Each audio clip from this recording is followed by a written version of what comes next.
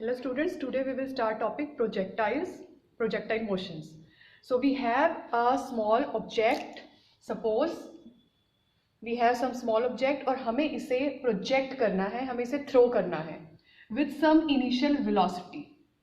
But that direction should be other than the direction of gravitational force, gravity. जो gravity की direction होती है यानी वर्टिकली डाउनवर्ड या उसके अपोजिट अपवर्ड, उस डायरेक्शन में नहीं करना है, उसके अलावा किसी भी डायरेक्शन में हमें other than that direction means कि वर्टिकल के साथ कोई एंगल होनी चाहिए डायरेक्शन का. सो सपोज कि मैंने इस डायरेक्शन में अपने ऑब्जेक्ट को थ्रो किया है and obviously we know that कि हम ऐसे अगर ऑब्जेक्ट को थ्रो करेंगे तो that object will follow this path. ये वाला पाथ हमारी ऑब्जेक्ट फॉलो करेगी. नाउ सपोज वेलोसिटी u है और एंगल जो हमने अपने ऑब्जेक्ट को थ्रो किया है eight which angle, that angle is से अल्फा. नाउ ये वाला पाथ क्यों ऑब्जेक्ट ने फॉलो किया? ऑब्जेक्ट सीधा ऐसे ही इसी डायरेक्शन में क्यों नहीं गई जिस डायरेक्शन में हमने उसे थ्रो किया था? Because there is some force in vertically downward direction, that is gravitational force, gravity, due to gravity. हमें पता है कि ये फोर्स हर ऑब्जेक्ट के ऊपर एक्ट करती है, इस ऑब्जेक्ट के ऊपर भी एक्ट करेगी and due to this gravitational force object जिस भी पॉइंट पर जाएगी उसकी वेलोसिटी कम होती चली जाएगी हर पॉइंट पर, और एक ऐसा पॉइंट आएगा जहां पर वेलोसिटी बिल्कुल जीरो हो जाएगी and after that point object नीचे मूव करना शुरू कर देगी. तो ये path which is parabolic path object ने क्यों फॉलो किया? Because of this gravitational force जो उस ऑब्जेक्ट के ऊपर हर टाइम पर एक्ट कर रही है इन वर्टिकली डाउनवर्ड डायरेक्शन. नाउ ये जो ऑब्जेक्ट हमने थ्रो की थी that is called projectile. And this motion, that is motion under gravity, it will be in 2D only. ये जो हम यहाँ पर स्टडी कर रहे हैं ये 2 डायमेंशनल में है. 2 डायमेंशन में क्यों है? बिकॉज हमने ऑब्जेक्ट को ऐसे थ्रो नहीं किया. अगर ऊपर थ्रो करते तो वो सीधा नीचे आती, that will B 1D. But यहाँ पर ऑब्जेक्ट ऐसे जा रही है. अभी हम स्टडी करेंगे कि ये जो 2 डायमेंशनल है दैट इज एक्स के अलॉन्ग भी जा रही है और वाई के अलॉन्ग भी जा रही है. अभी इसको हमने स्टडी करना है. So this path is called projectile motion और ट्रेजेक्ट्री, से ट्रेजेक्ट्री भी कह सकते हैं. ये जो पाथ बन रहा है उसे ट्रेजेक्ट्री कहेंगे और जो यहाँ पर मोशन फॉलो हो रहा है उसे कहेंगे प्रोजेक्टाइल मोशन. नाउ इसको थोड़ा और स्टडी कर लेते हैं. सपोज ये ऑब्जेक्ट है और इस ऑब्जेक्ट ने ये पाथ फॉलो किया. इनिशियली मैंने u वेलोसिटी से इसे प्रोजेक्ट किया था at angle alpha, say this is y axis. Now you can see कि u का component x के साथ होगा u cos alpha. तो ये इनिशियल पॉइंट पर जहां से हमने अपने ऑब्जेक्ट को थ्रो किया है उस इनिशियल पॉइंट पर ये वेलोसिटी का हॉरिजॉन्टल कंपोनेंट है और वेलोसिटी का वर्टिकल कंपोनेंट होगा u sin alpha. और सपोज कि आफ्टर टाइम t ये ऑब्जेक्ट यहां पर आ जाती है से एट पॉइंट p पॉइंट पर हम ले रहे हैं, तो यहां पर वेलोसिटी के कंपोनेंट कुछ और होंगे. अगर मैं यहां पर वेलोसिटी v ले लूं, we know velocity at any point will be in the direction of tangent. Curve में टेंजेंट के अलॉन्ग होती है, तो ये टेंजेंट के अलॉन्ग ड्रॉ की है. और अगर हम इसके कंपोनेंट यहां पर थीटा एंगल लें तो इसके कंपोनेंट हो जाएंगे v cos theta and v sin theta. हर पॉइंट पर वेलोसिटी चेंज हो रही है, टोटल वेलोसिटी चेंज हो रही है. कंपोनेंट्स चेंज हो रहे हैं या नहीं हो रहे हैं वो हम अभी देखेंगे. नाउ ये तो अभी हमने डिस्कस कर ही लिया कि जैसे जैसे ऊपर ऑब्जेक्ट जा रही है हर पॉइंट पर eight this point, eight this point, eight this point, जिस भी पॉइंट पर ऑब्जेक्ट होगी एक vertical downward gravitational force act कर रही है जो वेलोसिटी को धीरे धीरे कम कर रही है. एंड एट सम पॉइंट एक ऐसा पॉइंट आएगा जहां पर वेलोसिटी ऑब्जेक्ट की जीरो हो जाएगी and that will be point of maximum height, क्योंकि उसके बाद ऑब्जेक्ट नीचे आना शुरू करेगी. तो means that will be point of maximum height. Say this point is a, height is h, ये मैक्सिमम हाइट है.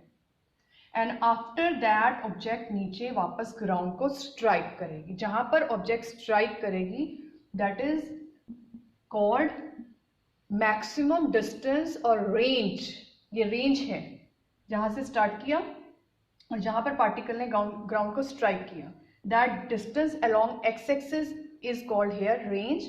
दिस मैक्सिमम हाइट जिस हाइट पर पार्टिकल गया है ये है हमारी h, और टोटल टाइम यहां से लेके यहां तक पार्टिकल ने जितना लिया उस टोटल टाइम को हम कहेंगे टाइम ऑफ फ्लाइट से कैपिटल T। तो ये तीनों चीजें हमें कैलकुलेट करनी है अभी, H, T एंड R। इनका फार्मूलाज हमें आगे यूज करने हैं न्यूमेरिकल में, तो हम इनको एक बार कैलकुलेट करेंगे और फार्मूलाज को याद रखेंगे।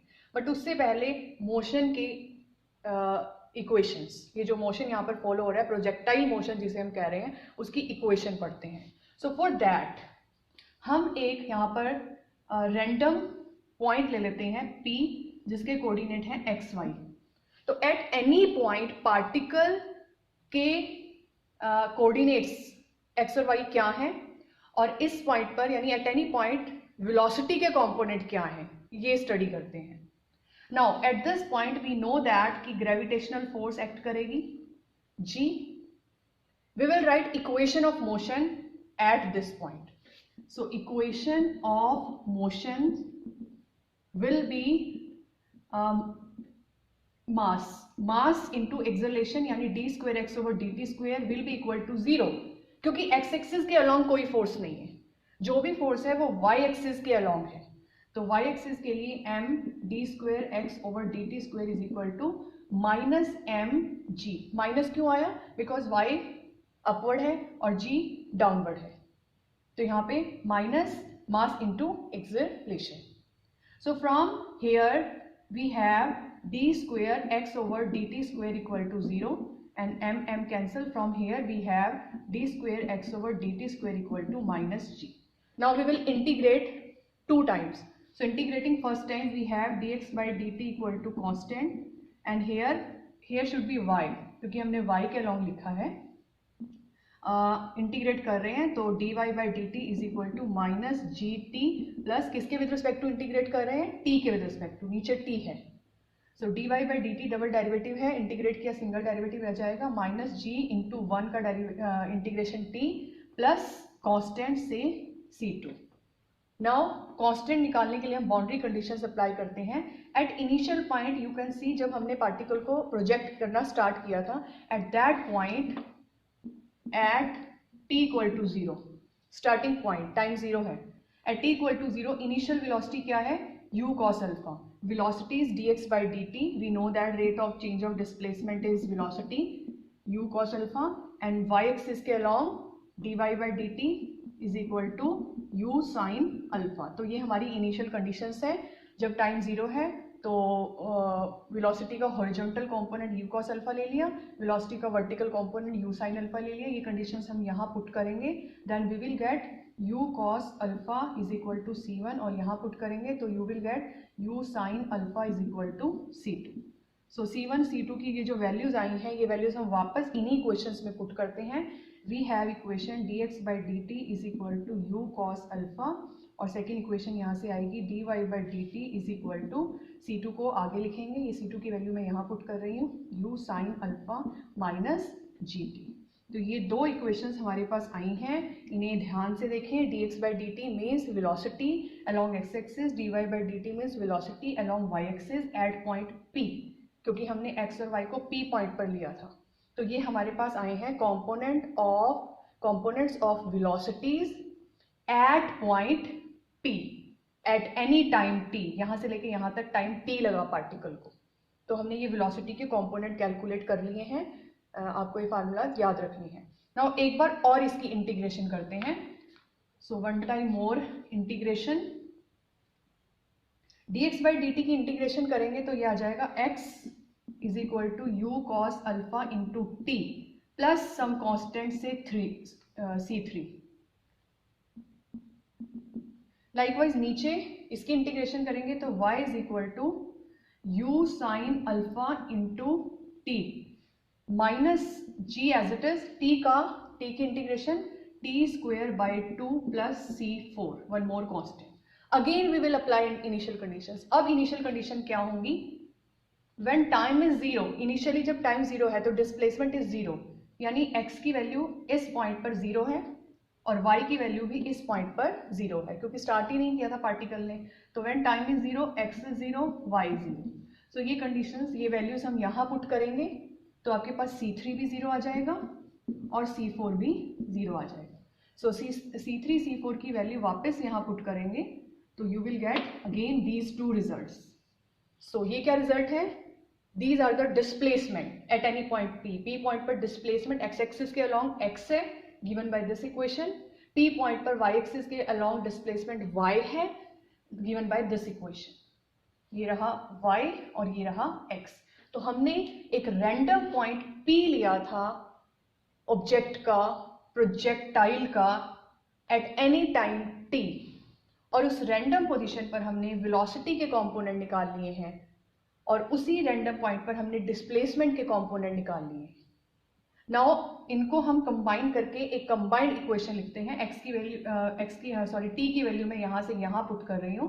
ये t की value x divide by u cos alpha यहाँ पुट करेंगे। You will get y is equal to x u sine alpha into x divide by u cos alpha minus half g t की value x divide by u cos alpha का square. So after simplify you will get x square tangent alpha minus half g x square u square cos square alpha. This is the equation of this projectile. ये जो path बन रहा है इस path की ये एक कंबाइंड इक्वेशन है। ये डिफरेंट अलग अलग फॉर्म में है, x और y की फॉर्म में, और ये वेलोसिटीज की है। तो ये सारे रिजल्ट्स हमें आगे याद रखने हैं। मैं यहाँ पर एक बार इन्हें लिख देती हूँ separately. You have this one and in combined form you have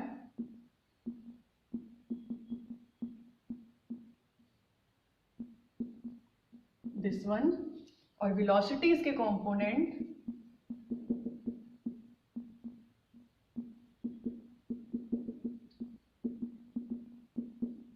तो ये कुछ रिजल्ट्स हैं जो हमने कैलकुलेट किए हैं। Now we will calculate total time to cover this trajectory, capital T अभी कैलकुलेट करेंगे, range R and maximum height H। तो इसके लिए हम इसको B पॉइंट कह देते हैं। पहले मैं 0 to A सिर्फ इतना मोशन कंसीडर कर रही हूँ, 0 to A। आप इसको हाफ कह सकते हो बिकॉज ये हमारा जो A पॉइंट है मैक्सिमम हाइट का, ये बिल्कुल टोटल R के हाफ पर है और इसके दोनों तरफ सेम मोशन है। सेम का मतलब ये है कि जितने डिस्टेंस पर यहाँ P पॉइंट है उतने ही डिस्टेंस पर अगर हम Q पॉइंट लें, जितने डिस्टेंस पर P है उतने ही डिस्टेंस पर अगर उस तरफ Q पॉइंट लें तो दोनों पॉइंट पर वेलोसिटीज के कंपोनेंट सेम होंगे, टोटल वेलोसिटी सेम होगी। अच्छा, एक रिजल्ट जो हमने यहाँ पर नोट करना था वेलोसिटीज से, एक बार मैं यहाँ लिख देती हूँ वेलोसिटीज जो हमने जस्ट अभी कैलकुलेट की थी, u cos alpha dy by dt is equal to u sine alpha minus gt। ये वेलोसिटी का हॉरिजॉन्टल कंपोनेंट है और यहाँ पर t नहीं है। आप देख सकते हैं this is u cos alpha, इस हॉरिजॉन्टल कंपोनेंट में t नहीं है, यानी किसी भी पॉइंट पर वेलोसिटी का हॉरिजॉन्टल कंपोनेंट सेम रहने वाला है। ये पॉइंट लेंगे, किसी भी पॉइंट पर वेलोसिटी का हॉरिजॉन्टल कंपोनेंट चेंज नहीं होगा, that will remain same because ये t का इंडिपेंडेंट है। बट y के साथ ऐसा नहीं है, y में t है तो y कंपोनेंट चेंज हो रहा है। और वैसे भी देखा जाए, स्टार्टिंग में ही बताया था कि सिर्फ एक ही फोर्स एक्ट कर रही है, that is gravitational force downward direction में। तो सिर्फ डाउनवर्ड या ये कहें कि y एक्सिस के अलोंग जो वेलोसिटी है वही चेंज होगी, x एक्सिस के अलोंग कोई भी फोर्स नहीं एक्ट कर रही है प्रोजेक्टाइल के ऊपर, ऑब्जेक्ट के ऊपर, हमारी जो बॉडी है उसके ऊपर x एक्सिस के अलोंग कोई भी फोर्स नहीं एक्ट कर रही है। इसलिए x एक्सिस की वेलोसिटी जो होती है rate of change of displacement, velocity होती है rate of change of displacement dx by dt, वो चेंज नहीं होगी। नाउ हमने यहां पर पहले 0 to a मोशन कंसीडर किया है। 0 to a के लिए हमारे पास टोटल वेलोसिटी है number 1। We can consider velocity in x direction only, we can consider velocity in y direction only. तो मैं यहाँ पर 0 to a के लिए सिर्फ y डायरेक्शन कंसीडर करने वाली हूँ। वी हैव सम रिजल्ट जो हम पहले से पढ़ते आए हैं, v is equal to u plus a t, v square is equal to u square plus 2as and s is equal to u t plus half a t square. तो ये कुछ रिजल्ट्स हैं जो मैं यहाँ पर यूज़ करूँगी h, r और t कैलकुलेट करने के लिए। तो सबसे पहले हमने क्या किया, 0 से लेके a तक हम मोशन कंसीडर कर रहे हैं और वो भी ओनली y डायरेक्शन में। y डायरेक्शन का मतलब ये है कि मुझे यहाँ पर वेलोसिटी लिखनी है, इनिशियल u, फाइनल v और यहाँ पर a लिखूंगी मैं, और क्या रिक्वायरमेंट है, टाइम। टाइम हम 0 से लेके a तक t ले लेते हैं, t टाइम ले लेते हैं। टोटल टाइम हमारा कैपिटल T है, यहाँ तक मैंने स्मॉल t लिया है, यानी कैपिटल T मेरा 2 टाइम्स ऑफ स्मॉल t हो जाएगा, बिकॉज ये स्मॉल t और ये स्मॉल t है, तो टोटल हो गया 2t। सो यहाँ पर मैंने क्योंकि 0 to a मोशन कंसीडर किया है तो time will be small t। Now initial velocity देखते हैं। यहाँ पर इनिशियल वेलोसिटी सिर्फ y डायरेक्शन में, ओनली y में, y डायरेक्शन में क्या है, u साइन अल्फा। इस पॉइंट पर y डायरेक्शन में फाइनल वेलोसिटी क्या होगी, 0, बिकॉज ये मैक्सिमम हाइट का पॉइंट है। यहाँ पर वेलोसिटी 0 होगी तभी तो नीचे की तरफ आएगा। So maximum velocity at point a y direction के along will be 0। Now what is a? a तो हर पॉइंट पर माइनस g ही रहेगा। And what is t? t is t। तो ये सारी वैल्यूज मैं इस इक्वेशन में, जो फर्स्ट इक्वेशन है, यहाँ पुट करूंगी। देखते हैं क्या आता है। v is our 0, u is our u sine alpha और a is minus g and t is t। So t is equal to u sine alpha over g। लेकिन हमें तो कैपिटल T चाहिए, so capital T is 2 times of small t, so capital T is 2u sine alpha over g। तो ये हमारा आ गया time of flight, यानी यहाँ से लेके यहाँ तक पूरा कितना पार्टिकल ने टाइम लिया है। यहाँ पर लिख देते हैं t is equal to 2u sine alpha divide by g। तो एक टर्म हमारी आ गई है t की। अब h और r देखते हैं। अच्छा देखिए ध्यान से, मैंने स्टार्टिंग में ही बोला था कि हम ये 3 इक्वेशंस यूज करेंगे, इसमें से मैं फर्स्ट यूज कर चुकी हूँ। अब मैं वही सारी वैल्यू जो हमने यहाँ लिखी है सेकंड में पुट करूँगी, बट सेकंड के लिए हमें s भी चाहिए, तो यहाँ पर s भी लिख लेते हैं ओनली y डायरेक्शन में। y डायरेक्शन में s का मतलब है डिस्टेंस। o से लेके a तक अगर मैं आपसे x डायरेक्शन का डिस्टेंस पूछूं तो x का ये है, लेकिन हमें x का नहीं, हमें तो y डायरेक्शन का चाहिए। तो y डायरेक्शन का डिस्टेंस ये है h, so it is h। तो अब ये सारी वैल्यूज जो हमने यहाँ पुट की थी फर्स्ट में, अब वो सेकंड में पुट करते हैं और देखते हैं क्या आएगा। सो सेकंड में पुट करने के लिए v इज 0, u की वैल्यू यहाँ से u साइन अल्फा, a की वैल्यू तो फिक्स है माइनस g, और s की वैल्यू हमने अभी लिखी है h। सो फ्रॉम हियर अगर आप इसको सिंप्लीफाई करो आपके पास आ जाएगा u square sine square alpha divide by 2g। तो ये हाइट भी आ गई, h is equal to u square sine square alpha divide by 2g। Height भी आ चुकी है हमारे पास। नाउ हम थर्ड इक्वेशन का यूज करेंगे। इसका हो चुका है, सेकंड का हो चुका है, थर्ड का करेंगे। तो ऑब्वियसली हमारे पास जो रह गया है वो r भी आ जाना चाहिए, लेकिन थर्ड का यूज करने के लिए मैं डायरेक्शन चेंज कर रही हूँ। पहले हमने y डायरेक्शन के लिए ये दोनों किए थे, अब थर्ड के लिए मैं x डायरेक्शन ले रही हूँ। और ये 0 to a नहीं, अब 0 to b होगा, क्योंकि मुझे r कैलकुलेट करना है और ये 0 to b है। तो यहाँ 0 to a के प्लेस पर हम 0 to b यूज़ करेंगे और y डायरेक्शन के प्लेस पर हम यहाँ पर x डायरेक्शन यूज़ कर रहे हैं। सो x डायरेक्शन के लिए इनिशियल वेलोसिटी क्या है, x डायरेक्शन के लिए डिस्टेंस क्या है। इनिशियल वेलोसिटी तो वही है x डायरेक्शन के लिए u cos अल्फा, पहले हमने y ली थी तो u sin अल्फा लिया था, अब x ले रहे हैं तो u cos अल्फा। और x डायरेक्शन के लिए 0 to b, यानी यहाँ से लेके यहाँ तक डिस्टेंस कितना है, r, और टोटल टाइम t। तो ये सारी वैल्यूज यहाँ पुट करते हैं थर्ड में। हमारे पास आ जाएगा थर्ड में अगर पुट करेंगे, s की वैल्यू है r, u की वैल्यू है u cos alpha into t की वैल्यू है capital T, plus half a की वैल्यू क्या है, माइनस g।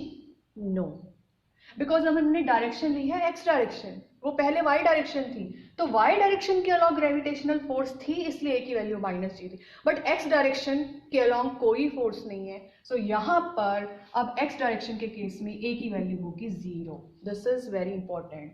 सो यहाँ पर a की वैल्यू आ जाएगी 0। So from here you will get r is equal to u cos alpha into t. t की वैल्यू हम पहले ही कैलकुलेट कर चुके हैं, वो वैल्यू मैं पुट करूंगी 2u sin alpha divide by g, तो ये आपके पास r आ जाएगा u square 2 sin alpha cos alpha is sin 2 alpha divide by g. So this is our range, r is equal to u square sin 2 alpha divide by g. तो ये कुछ formulas हैं जो हमने अभी जिनकी डेरिवेशन की है, and we will have to remind these all. आगे हमने जो क्वेश्चंस करने हैं और आर्टिकल्स करने हैं उनके लिए. नाउ नेक्स्ट कुछ और टर्म्स हैं जो कि पैराबोला जो हमारा बनता है उसके लिए होती हैं, लाइक वर्टेक्स, फोकस, डायरेक्ट्रिक्स. तो उनकी हम डायरेक्ट यहाँ पे फार्मूलाज लिख लेंगे. इन सब की हमने डेरिवेशन की है. सो वो फार्मूलाज क्या हैं? सो ये कुछ फार्मूलाज हैं, vertex, latus rectum, focus, directrix and axes. Because parabola की ये कुछ टर्म्स होती हैं, ये बहुत इंपॉर्टेंट नहीं है बट एक बार आपने इनको स्टडी करना है. ये फार्मूलाज हमें चाहिए आगे, तो मैं इनको यहाँ पर लिखे रहने देती हूँ. इनको हम ये आप एक बार नोट कर लेंगे सारे फार्मूलाज. नाउ नेक्स्ट आर्टिकल हमने क्या करना है?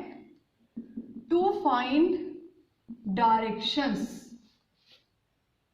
Of projectile for a given range.